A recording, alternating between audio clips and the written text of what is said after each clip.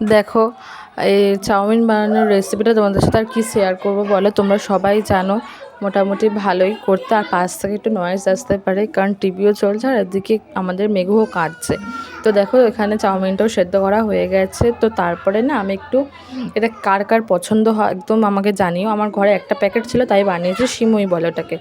তো এদিকে চাউমিনটাও দেখি না, আর আমার মুখের অবস্থা দেখো কি গরম, মানে ঘেমে স্নান। তারপর রেডি হয়ে আমি একটু মামা বাড়ি যাচ্ছিলাম। আমরা তিনজনেই যাচ্ছিলাম এই গরমে, তাহলে বলো।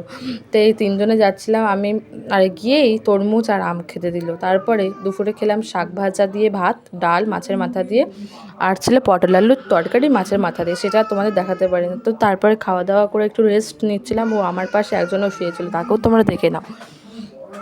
তো তাকেও আমার পাশেই শোয়া করেছিলাম, মানে ও আমার পাশে ছিল, দেখেছো ওকে তো তোমরা আগেও দেখেছো, রানী ওর নাম।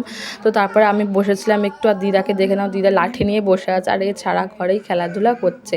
পাশে হয়তো একজনকে তুমি লক্ষ্য করেছো, ওর নাম সাহেব। আর আমার দিদিও রেডি হওয়ার জন্য করছিল, আর আমি দেখো ভুরুটা তুলেছি। তোমরা কার কার মনে হচ্ছে চেঞ্জ হয়েছে একটু জানিও। তার লাইক কমেন্ট শেয়ার করতে ভুলো না। টাটা।